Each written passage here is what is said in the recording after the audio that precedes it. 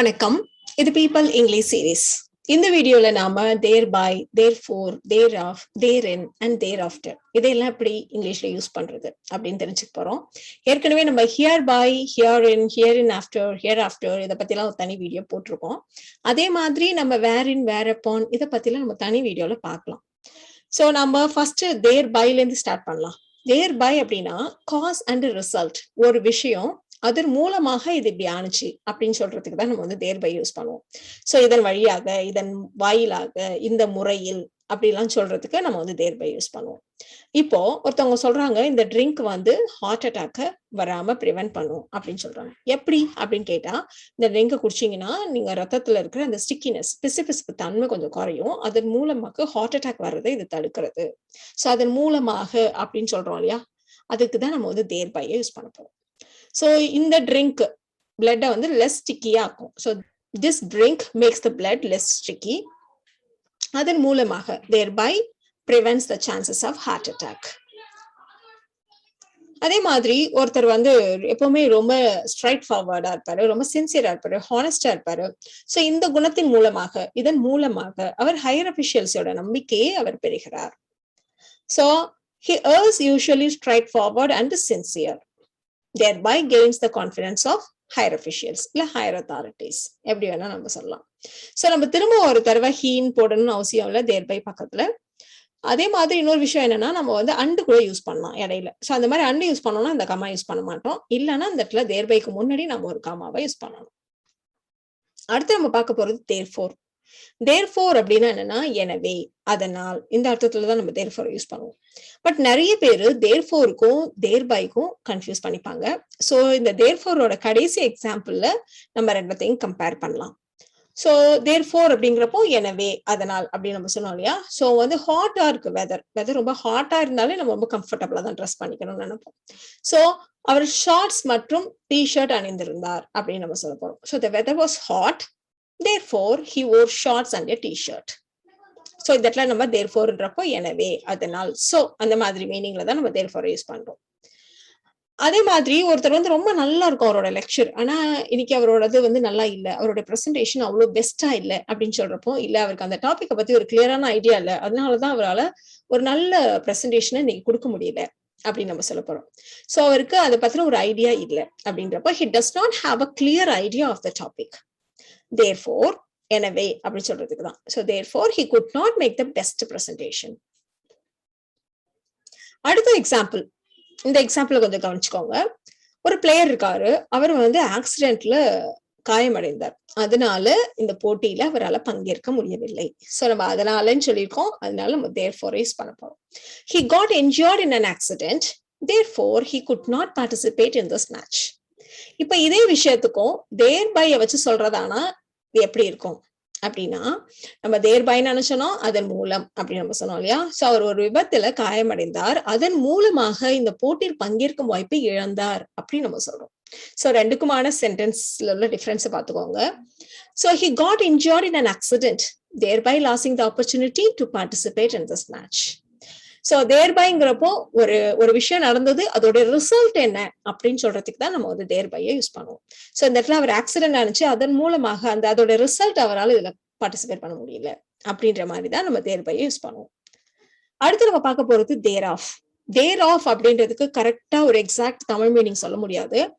ஆக்சுவலா அந்த thereof எதுக்கு யூஸ் பண்ணுவோம் அப்படின்னா, ஒரே வார்த்தை திரும்ப திரும்ப வர்றதை தடுக்கிறதுக்காக, ஒரு பெரிய லென்த்தி சென்டென்ஸ் இல்லாம ஆக்கிறதுக்காக நாம thereof யூஸ் பண்ணுவோம். ஃபார் எக்ஸாம்பிள், இப்போ இந்த ப்ராப்பர்ட்டி இல்ல இந்த ப்ராப்பர்ட்டியோட ஒரு பகுதி அப்படின்னு சொல்றதுக்கு நம்ம this property or any part of this property அப்படின்னு நம்ம சொல்லணும் இல்லையா. சோ அந்த this propertyங்கிற வேர்டு 2 தடவை வருது இல்லையா. சோ அதுக்கு பதிலா நம்ம என்ன சொல்லுவோம் அப்படின்னா, of this propertyக்கு பதிலா any part thereof அப்படின்னு நம்ம சொல்லிடுவோம். சோ any part thereof அப்படின்னா any part of this property-ன்னு அர்த்தம். So this property or any part thereof is used for commercial activity. So இங்க ஒரு கொஸ்டினா கேக்குறோம், இந்த சொத்து இல்ல இதுல ஏதாவது ஒரு பகுதி கமர்ஷியல் ஆக்டிவிட்டிஸ்க்காக நீங்க யூஸ் பண்ணிட்டு இருக்கீங்களா அப்படின்னு கேக்குறாங்க. சோ அது எப்படி கொஸ்டினா கேக்குறது, is this property or any part of this property used for commercial activity அப்படி நம்ம கேட்கலாம். அதே கொஞ்சம் ஷார்ட்டா இருக்கிறதுக்காக is this property or any part thereof used for commercial activity அப்படி நம்ம கேட்கலாம். இதே மாதிரி தான் ஒருத்தர் நான் உனக்கு ஒரு 20,000 கொடுக்குறேம்மா, நீ ஃபீஸ்க்கு யூஸ் பண்ணிக்கோ. உனக்கு அவ்வளவுதான் ஃபீஸ்னா அது ஃபுல்லாவே வச்சுக்கோ. அப்படி இல்லைன்னா உன்னோட ஃபீஸ்ல ஒரு பார்ட்டா அதை நீ யூஸ் பண்ணிக்கோ அப்படின்னு சொல்றேன். So her tuition fees are a portion of her tuition fee அப்படின்னு சொல்றத நம்ம her tuition fee or a portion thereof அப்படின்னு நம்ம சொல்றோம். So he pays her tuition fee or a portion thereof or a part thereof எப்படி வேணா நம்ம வச்சுக்கலாம். அதே மாதிரி இந்த thereof நம்ம வந்து lack thereof அப்படின்ற ஃப்ரேஸை ரொம்ப காமனா யூஸ் பண்ணுவோம்.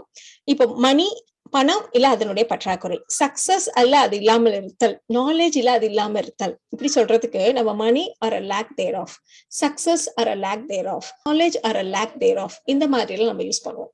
சோ பணம் அல்லது அதனுடைய பற்றாக்குறை, பணங்கிற ஒரு ஆசைக்காகவே சில பேர் தப்பான காரியங்களை செய்வாங்க.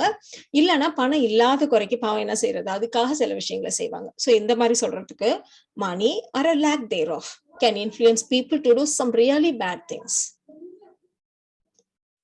அடுத்து நம்ம பார்க்க போறது therein. therein அப்படின்னா அங்கதான், அதுல அப்படிலாம் சொல்றதுக்கு நம்ம வந்து therein யூஸ் பண்ணுவோம்.